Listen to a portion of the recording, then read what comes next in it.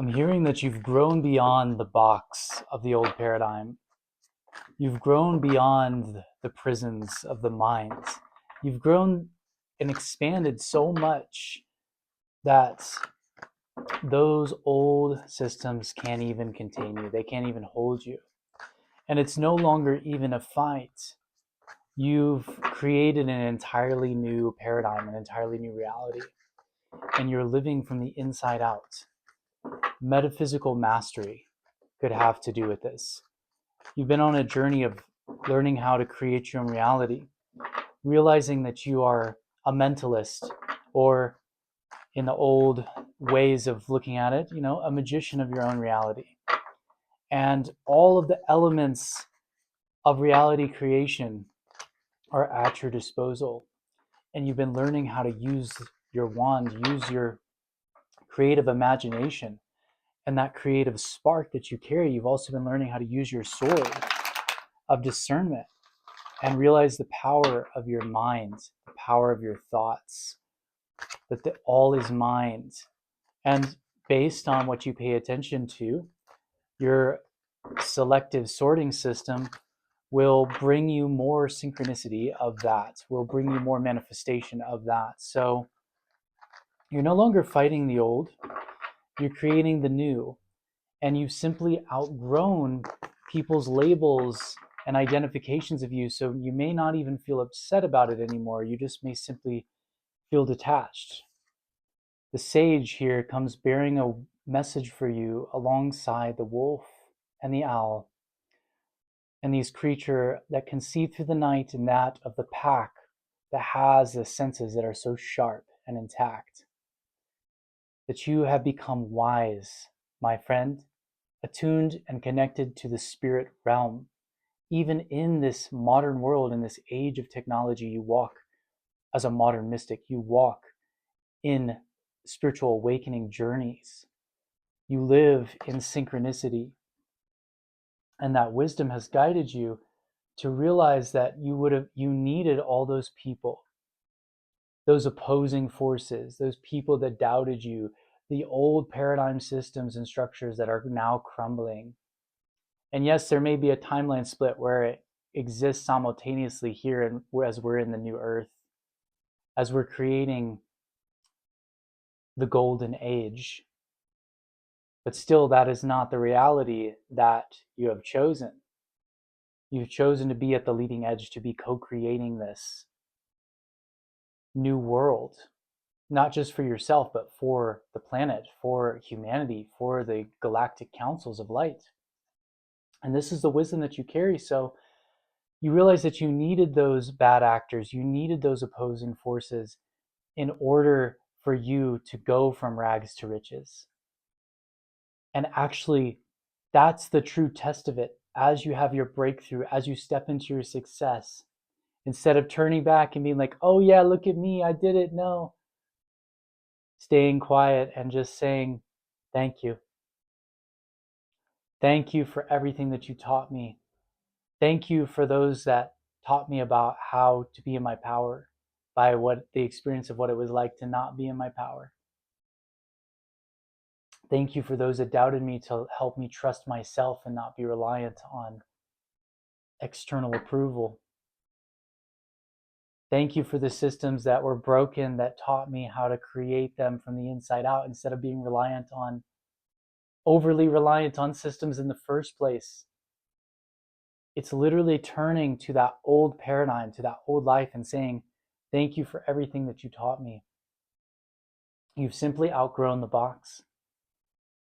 And so there's no resentment. There's no blame. There's simply acceptance. There's simply unconditional love for it now, is what I'm sensing for this collective. It's like you're coming to peace with it. And you're realizing that you needed to go through all those lessons and experiences in order to become wise. See, we all come into this world as the inner child. We all come into this world innocent. And through difficulties and through suffering, we experience a loss of that innocence.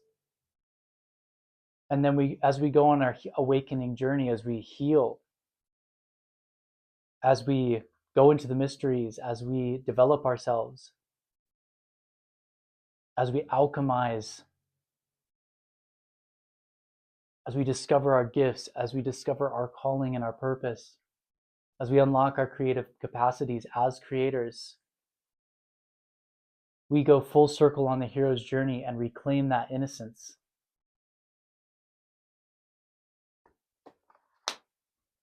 And in that, we are not innocent by default anymore. We're not innocent by ignorance. We know what it's like to lose the innocence, and we know what it's like to experience the darkness.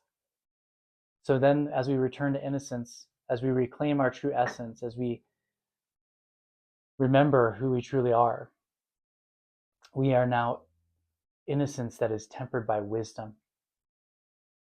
It is only through those experiences that you can gain wisdom. And wisdom is not intellectual, it is embodied. Yes, the mental body plays a part of it, but it's also the emotional, the physical, and the spiritual. And this has been part of preparing you for this role here with the King of Earth coming in with a message for you to say, remember your roots, remember your connection to the earth. Remember that as you rise into your kingship or your queenship or your royalty, that who this service is for. From the King Arthur story, I'm hearing that phrase, the king and the land are one. The sword and the stone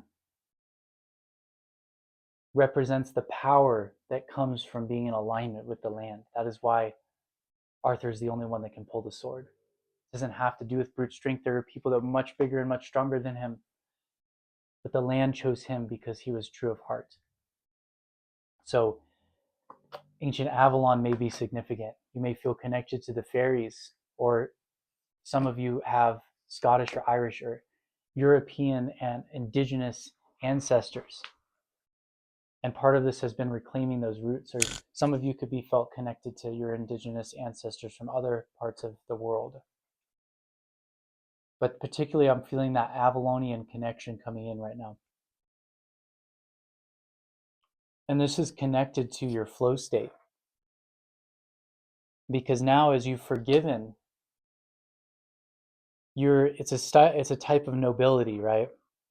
You have the power, but how do you use it? The same power can be used to harm, can be used to heal. And so you choose to heal. You choose to forgive, and you choose not the path of ego, but the path of heart. And I'm not shaming the ego, but the path of the heart is the path of the magician, is the path of the alchemist. Because the heart is an energy center which unites heaven and earth, unites the lower chakras and the upper chakras, and the masculine and the feminine. In yogic traditions, the heart is the heart chakra, and it is the center, the fourth chakra between the seven, the three below and the three above. And it is green, the green color of the rainbow, like nature, where we all come from. And this heart has the power to unite the Ida and the Pingala, the sun and the moon channels within our body, the masculine and the feminine. In old alchemy, in magic, in Western magic, it's also Tifereth, is what it's called in the Kabbalistic tree of life. And it is through this main energy center in the tree of life that we are able to alchemize shadow into light. Because when we take the root chakra's electric energy and bring it into the heart, we can transmute our shadows through love. We can use the electric fire of the serpent to rapidly integrate our shadow. And what that is, that's the lightning path on the tree of life. And that is the path of rapid ascension, the path of embodied enlightenment. because the tendency of the energy is to go shoot up, right? And there's a power of bringing that energy into the third eye, into the crown. But there's a power of actually bringing that energy into the heart, not escaping out into the ethers. There's a time and a place. And there's a time and a place to incarnate and embody through your heart. I understand you're a spiritual being. I understand you're going through this awakening. I understand you have all these abilities and these downloads, and you're an ancient soul and you're a chosen one. Okay? But you're also human. And it's through the heart that we integrate our divinity with our humanity,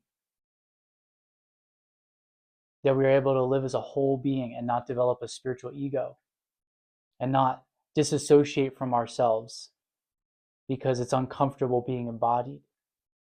This is the work that we came to do, is actually bring the enlightenment into the body. And that is how we become clear channels for divine inspiration. Both our third eye and our heart become connected. We have brain and heart coherence. And that pineal gland acts as that antenna to connect us to infinite intelligence, but it's through the heart. See, even Sadhguru once said, if you awaken the crown chakra but you don't have the heart, you become so detached because there's no sweetness of life. You need to open the heart when you're having an awakening, because you need to have that sweetness of emotion in order to have a pleasant experience. And that is the inner alchemy. When you alchemize, you have a pleasant experience. And I'm not talking about fleeting pleasure. I'm not talking about addictions. I'm talking about holistic. Like your body naturally will create the chemicals for you to have bliss. That is the Amrita. That is the Kundalini Caduceus kiss. That is the inner union, the divine union within. And in Tantra, this can be practiced solo and this can be practiced with a partner. But it's all a mirror of this alchemical process. And so this is what you've been learning, to be in the flow. Because when these energies of in unity, in union, in divine union within you, you flow with divine inspiration and joy. And that's your natural state. Masculine and feminine. This dance of Shiva and Shakti within us, of the formless and the form, the fluidity and the structure. This is the creative process. And see, you awaken as a creation and the creator. The creator and the creation are one. They were made by the creator in his likeness and image, with the creative abilities to create. And that is your divine gift and responsibility. And so to harmonize these energies within us allows us to live in flow. You can't have flow without structure. That's what gives the pathways. Here with the 10 of water, I'm seeing you're really in this life where you're letting go, let go and go with the flow. You're really tuned into the cycles of nature and the rhythms of your body, and you're living in natural time. I'm hearing Mayan calendar. Some of you might be interested in the ancient Mayan mysteries, the Mayan dream spell, the 13 moons, natural time, or astrology. These are all systems for natural time, for cosmic time, and working with the archetypes. And so you live in the archetypal realm, in the living dream, in the dreamscape, in the waking dream, in the dream time. And that is what a reading does, is it reads the archetypes of the waking dream. And then what we can do with that in our magical practice is then to note the elements that we're working with when we're doing divination. And that allows us to orient ourselves in our craft with where we're manifesting and when we're in right alignment with natural time in our divine design. It helps us also alchemize and heal. It helps us come to clarity through the process that we're going through as we learn to journal and channel and divine. And if that's something that you would like to go deeper into learning, I invite you to get my Voice of the Soul guide. It teaches you how to channel, teaches you how to divine. It's an interactive mini course and also interactive guide that actually has practices that you do at each step, and as well as journal templates that you can use to learn how to read. And in that process, you become more connected to the voice of your soul. You become more connected to your divinity, to your divine powers, and to your guides. And this creates a type of magical coherency that puts you in your magical reality. But you're working with it directly. You don't need an intermediary. These people are meant to be guides and support on your journey, but not to become reliant, because ultimately we all have our own magic. We all have our own conversation with the divine, and that's what divination is. A way of tapping into that inner spark, that passion, that creativity, and being embodied, fully enjoying that experience of what wants to come through you. Butterfly medicine. And with that, you ride the waves of transformation. You are able to transform. You are able to bring these shadow patterns into awareness with electric love and transmute them and liberate that energy to then create and channel that into form. And that is the power you have as a conscious creator. That is what you came here to do. This is all about self-realization, realizing who you truly are, embarking on the mystical quest of inner union, of coming into unity consciousness, of accessing higher states of consciousness, and expanding into those energetic realms and then bridging them here into this earth plane. You act as a bridge between heaven and earth. And you unlock the unique codes. You have direct realization of self, self-knowledge, know thyself. And with that comes liberation and comes freedom. Freedom to think for yourself, freedom to channel directly what wants to come through, freedom for creativity to light you up with joy, and also to be able to change your reality, to manifest abundance, to actualize your gifts in the real world and to impact and change the world. This is the power you hold, and this is why you have to go on this journey to gain wisdom, because that is the core. With great power comes great responsibility. There was a game I loved as a kid called Zelda, and the main character was Link. He was like an elfish looking little warrior knight, wore a green tunic and had to go on this quest to save the princess. And on the way, he had to gather the 3 pieces of the Triforce. So it's this shape, the triangle in the middle like that, the tetrahedron. And the first piece is courage. You have to have the courage to take the journey.